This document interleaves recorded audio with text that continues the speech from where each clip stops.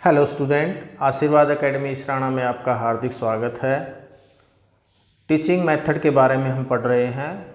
Last video के अंदर हमने एनालिटिक एंड सिंथेटिक मेथड के बारे में डिस्कस किया था। उनके मेरिट और डिमेरिट के बारे में डिस्कस किया और आज इस वीडियो के अंदर हम इन दोनों के डिफरेंस के बारे में बात करने वाले हैं। आइए ज़्यादा समय न लेते हुए हम सीधे इनके पॉइंटों पर बात करते हैं कि विश्लेषण विधि क्या है और संश्लेषण विधि क्या है। बहुत ही इम्पोर्टेंट विधि है ये और एग्ज़ाम पॉइंट ऑफ व्यू के अकॉर्डिंग, आपके कॉम्पिटिटिव एग्ज़ाम के अकॉर्डिंग इनमें से क्वेश्चन जो है बनता है। तो इसलिए इस वीडियो को जो है एंड तक देखिए और अपने ज्ञान का जो दायरा है वो विकसित कीजिए। पहला पॉइंट क्या कहता है इसमें, आइए देखते हैं कि विश्लेषण विधि और संश्लेषण विधि। हमने पिछली वीडियो में बात की थी कि विश्लेषण विधि क्या है। भाई विश्लेषण विधि को अगर एक वर्ड में अगर हम बात करें तो क्या होता है, अलग अलग करना। अब आप अलग अलग किसको करेंगे, अलग अलग किसको करेंगे, कोई भी आपके पास टॉपिक दिया, प्रकरण दिया हुआ है तो उस प्रकरण को या वो कोई भी समस्या आप ले लीजिए, उस समस्या के आप छोटे छोटे पार्ट में उसको जो है विभक्त करेंगे, विभाजित करेंगे और उनके हिस्से बनाकर आप उस समस्या के हल तक आप पहुँचेंगे, उस समस्या का समाधान आप करेंगे तो आपका क्या हो जाता है, विश्लेषण विधि का हिस्सा बन जाता है। संश्लेषण विधि में क्या होता है, जोड़ना होता है। अब जो आपको तथ्य, आपने ज्ञात तथ्य हैं, उन ज्ञात तथ्यों को अलग अलग जो ज्ञात तथ्य आपने प्राप्त किए हैं, उन प्राप्त ज्ञात तथ्यों को आप इकट्ठा करते हैं और इकट्ठा करने के बाद उस परिणाम तक पहुंचते हैं, तब ये आपका जो है संश्लेषण बन जाता है। अब इस विधि, दोनों विधियों में अगर डिफरेंस की, पहला जो डिफरेंस है वो क्या कहता है, खोज करने की विधि है। ये जो विधि है खोज करने की, विश्लेषणात्मक जो विधि है वो खोज विधि पर आधारित है। आप बच्चा जो इसमें खोज कर सकता है, किसी भी समस्या को खोज करते हुए उस समस्या का समाधान करने में वो सक्षम हो जाता है। अब किसी भी, मान लें कोई भी क्वेश्चन दिया हुआ, जैसे हमने पिछली वीडियो में भी इसके क्वेश्चनों के बारे में पढ़ा है कि हमने एक आयताकार की लंबाई जो है 20 मीटर है, चौड़ाई 10 मीटर है, तो आप इसका जो है परिमाप ज्ञात कीजिए। तो इस तरह के जो प्रॉब्लम होते हैं आप उसमें, अब इसको तर्क के आधार पर बच्चे ने निकालना पड़ता है कि पहले वो क्या करता है कि वो ये सोचता, इस प्रश्न का हल में निकालना क्या है वो देखता है, फिर उसमें निकालने के बाद उसमें परिमाप कैसे निकालते हैं, जैसे कि 2 लंबाई 2 चौड़ाई की बात आई थी। तो इस तरह से स्टेप बाय स्टेप उसको जो है एक स्टेप बाय स्टेप में उस समस्या को सुलझाते हुए जाता है और अंततः उसके परिणाम तक जो है पहुंचता है। लेकिन संश्लेषण विधि में सीधा आपको एक फार्मूला दे दिया जाता है, मतलब इसमें जो है ज़्यादा खोज करने की आवश्यकता नहीं होती, ज़्यादा परिश्रम करने की भी आवश्यकता नहीं होती और इसको सीधा सीधा आपको फार्मूले बेस समस्या का समाधान आपको मिल जाता है। क्योंकि यहाँ पर क्या है, जो ज्ञात तथ्य हैं वो आपके पास होते हैं, सिर्फ आपने उनको इकट्ठा करना है और इकट्ठा करके आपने उसका समाधान निकाल देना है। जिस तरह से अगर मूलधन आपको जो है 500 रुपये है, दर आपके 2% है और समय आपका 3 वर्ष का है, तो साधारण ब्याज ज्ञात कीजिए।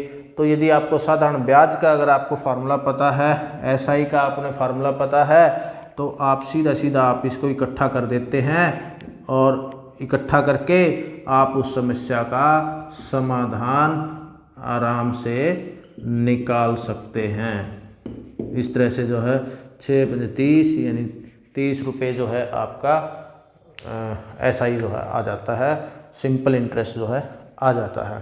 तो इसमें, लेकिन इसमें क्या है, हमने बार बार एक वर्ष में निकालना क्या है और उसके बाद जो है समस्या के अलग अलग फैक्टर करने पड़ते हैं और उन फैक्टरों को करके ही अंत में उसका जो है सॉल्यूशन निकाल पाते हैं क्योंकि इस समस्या के अंदर क्या है, इसलिए ये समस्या क्या है, खोज विधि पर आधारित है और इसमें खोज हुए ज्ञान को साधारण तथा संक्षिप्त रूप में प्रस्तुत करना है।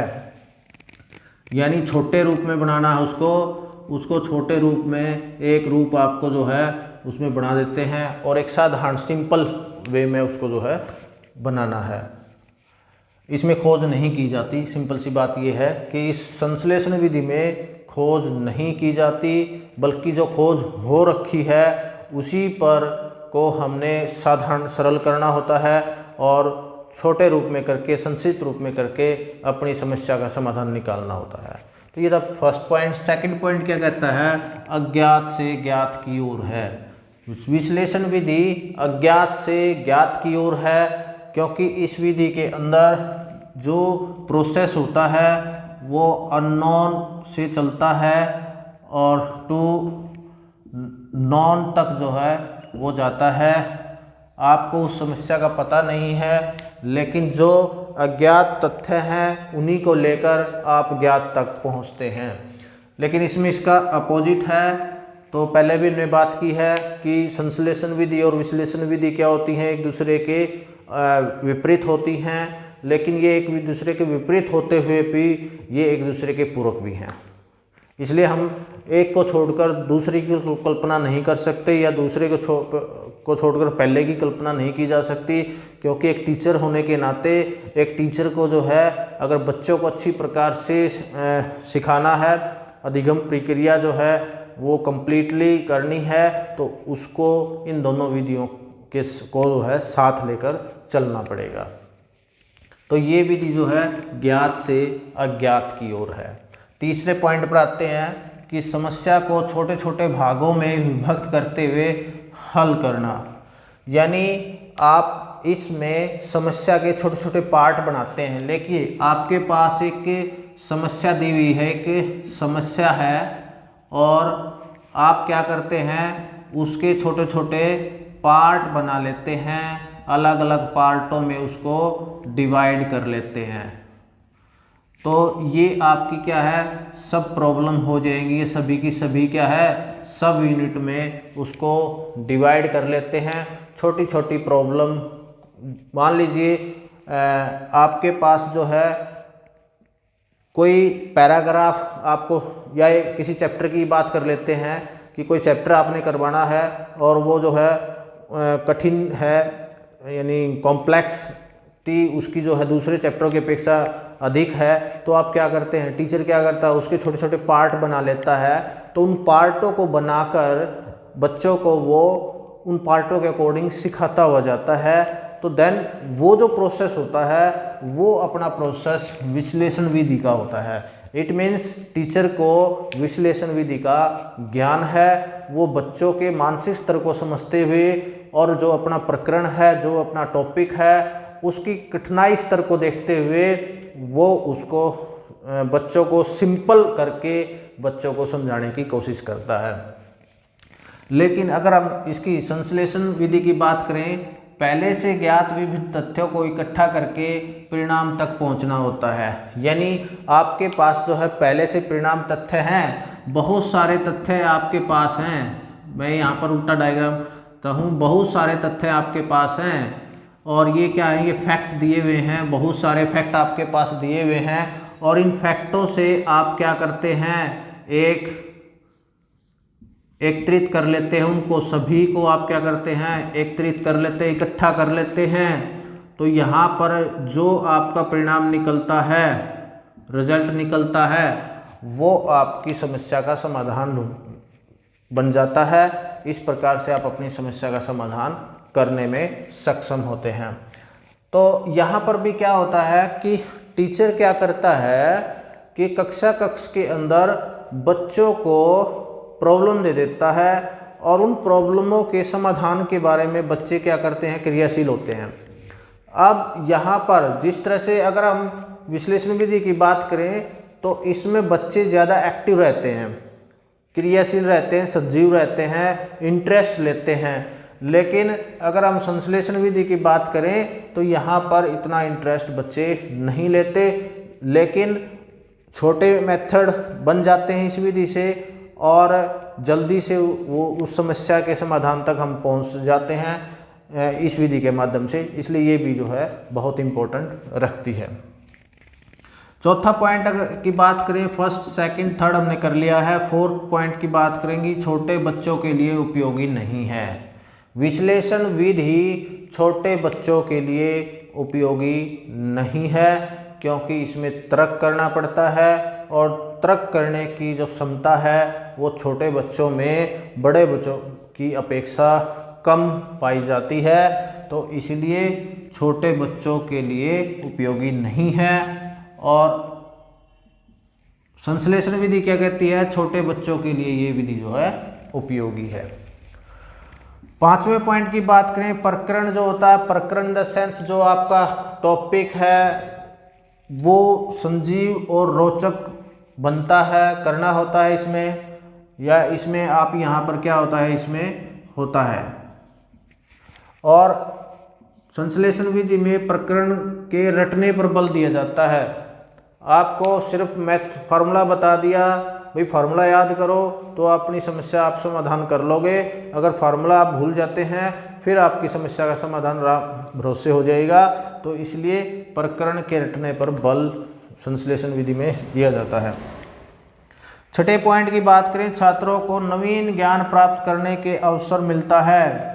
छात्रों को नया ज्ञान प्राप्त करने का अवसर मिलता है इसमें, क्योंकि जब उनमें तर्क करने की शक्ति विकसित होती है या वो बार बार उसको तर्क करके उसको निकालते हैं, तो हम क्या करते हैं, नई विचारधाराएं विकसित होती हैं और उन नई विचारधाराओं से हमें जो है संतोष मिलता है और बच्चे का ज्ञान का दायरा जो है बढ़ता है। इसलिए छात्रों को नवीन ज्ञान प्राप्त करने के अवसर इसमें ज़्यादा है। लेकिन संश्लेषण विधि की बात करेंगे, छात्रों को पूर्व निर्मित सामग्री उपलब्ध नहीं होती, जिससे परिश्रम अधिक नहीं करना पड़ता। पूर्व निर्मित सामग्री उपलब्ध होती है, सॉरी, यहाँ पर क्या होता है कि पहले से जो सामग्री बनाई गई है, जो तथ्य इकट्ठे किए गए हैं, वो बच्चों को दे दिए जाते हैं। भाई बच्चों को दे दिए जाते हैं और जिसके कारण उनको परिश्रम करना नहीं पड़ता।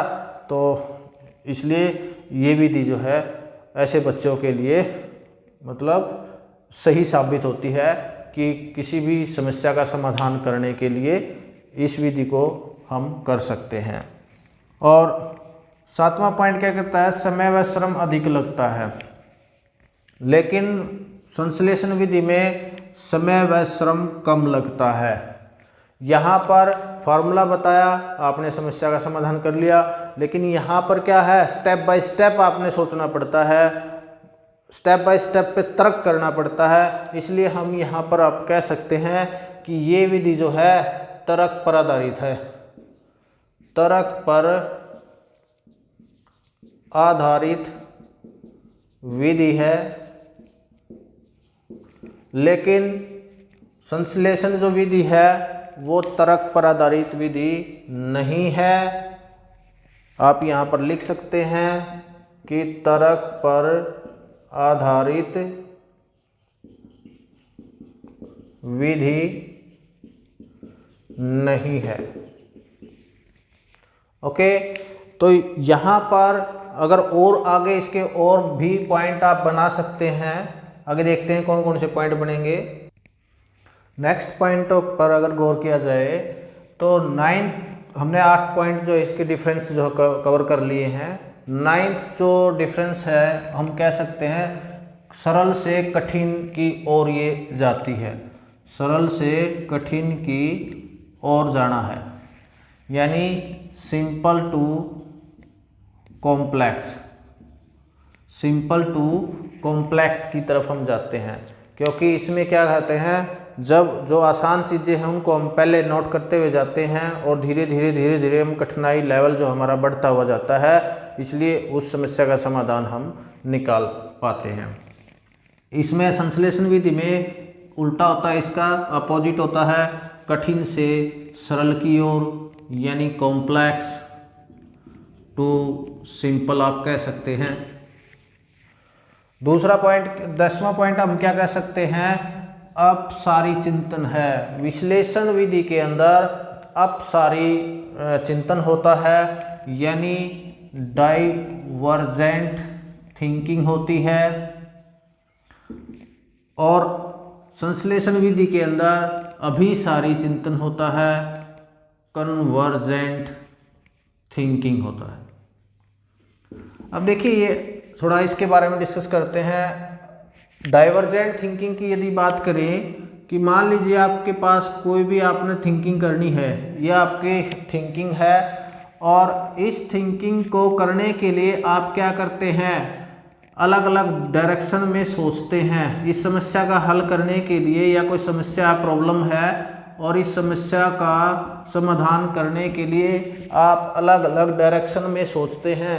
जब आप अलग डायरेक्शन में सोचते हैं that is called divergent thinking या अपसारी चिंतन, आप यहाँ पर इसको कह सकते हैं। और दूसरा क्या है भाई, अभिसारी चिंतन की बात करें, कन्वर्जेंट थिंकिंग। कन्वर्जेंट में क्या होता है कि आपकी जो प्रॉब्लम है उसको आप क्या करते हैं अपनी तरफ, यानी पूरी जो आपके पास तथ्य होते हैं उनको एक ही दिशा में लगा देते हैं। तो यहाँ पर आपके जो भी तथ्य आपके पास है उनको सभी को आप उसी की ओर लगा देते हैं, उस एक ही दिशा में लगा देते हैं। तो आपकी क्या हो जाती है, अभिसारी चिंतन हो जाता है। तो यहाँ पर अगर हम जैसे आपने उसमें क्रिएटिविटी में, सृजनात्मकता में और बुद्धि में भी पढ़ा है कि अभिसारी चिंतन किस में होता है, क्रिएटिविटी में होता है, क्रिएटिव थिंकिंग में, क्रिएटिविटी में होता है, क्रिएटिविटी में यानी सृजनात्मकता के अंदर जो है होता है। अभिसारी चिंतन की बात करें तो ये अपना किस में पाया जाता है, यानी बुद्धि के बारे में जब आपने पढ़ा था तो उसमें आपने अभिसारी यानी कन्वर्जेंट थिंकिंग बुद्धि के अंदर होती है। और अगर आप चिंतन की बात करते हैं तो चिंतन के अंदर दोनों चीज़ें होती हैं, डाइवर्जेंट थिंकिंग भी और कन्वर्जेंट थिंकिंग भी, यानी अभिसारी चिंतन की बात करिए सृजनात्मकता के अंदर होता है। जो सृजनशील बच्चा होता है उसके अंदर वो अभिसारी चिंतन का यूज करके अपनी समस्या का समाधान करता है, यानी अलग अलग दिशाओं में वो अपनी जो माइंड की इंद्रियों को जो है वो अलग अलग दिशाओं में लगा देता है और वहाँ से अपना जो है अलग अलग करके उस समस्या का समाधान करता है। लेकिन बुद्धि हम किस में कहेंगे, बुद्धि के अंदर क्या होता है, अभिसारी चिंतन होता है, कन्वर्जेंट थिंकिंग होती है। तो आप उसको क्या करते हैं, एक ही डायरेक्शन में लगा देते हैं सभी को। तो इसलिए ये आपका इसमें विश्लेषण विधि के अंदर अपसारी चिंतन होता है और संश्लेषण विधि के अंदर अभिसारी चिंतन होता है। उसके बाद आगमन प्रक्रिया पर आधारित है। 11वें पॉइंट की बात करें कि जो विश्लेषण विधि है वो आगमन प्रक्रिया पर यानी इंडक्टिव जो मेथड हमने पढ़ा था उस पर बेस्ड होती है। और ये क्या है, डिडक्टिव मेथड पर बेस्ड होती है, डिडक्टिव प्रोसेस होता है इसमें। और इसमें जो है इंडक्टिव प्रोसेस होता है यानी प्रक्रिया होती है, आप ये लिख लीजिए। आगमन प्रक्रिया पर आधारित है और इसमें निगमन प्रक्रिया पर आधारित है, क्योंकि इसमें पहले आपको क्या दिए जाते हैं, उदाहरण दिए जाते हैं। पहले आपको क्या देते हैं, उदाहरण देते हैं। उन उदाहरणों को आप बार बार अभ्यास करते हैं और तर्क देते हैं कि ऐसा क्यों हुआ और इसमें और क्या हो सकता है। तो तर्क करते हुए आप उस समस्या का समाधान तक जो है, समस्या समाधान तक जो है आप पहुंचते हैं। ओके, इसलिए ये क्या है, आगमन प्रक्रिया पर आधारित है। लेकिन इसमें क्या होता है कि आपको कोई तर्क नहीं करना पड़ता, आपके द्वारा कोई भी आपको पहले फॉर्मूले बता देते हैं, सूत्र बता देते जाते हैं, या नियम बता दिए जाते हैं, या सिद्धांत बता दिए जाते हैं। उन जो भी सिद्धांत आपके पास हैं, जो नियम आपको बताए गए हैं, या जो सूत्र आपको दिया गया है, उन सूत्रों का प्रयोग करके आप क्या करते हैं, समस्या समाधान करते हैं, समस्या का समाधान किया जाता है। तो इसलिए ये निगमन प्रक्रिया पर आधारित है। और अगर 12वें पॉइंट की बात करें, निष्कर्ष से परिकल्पना की तरफ हम जाते हैं।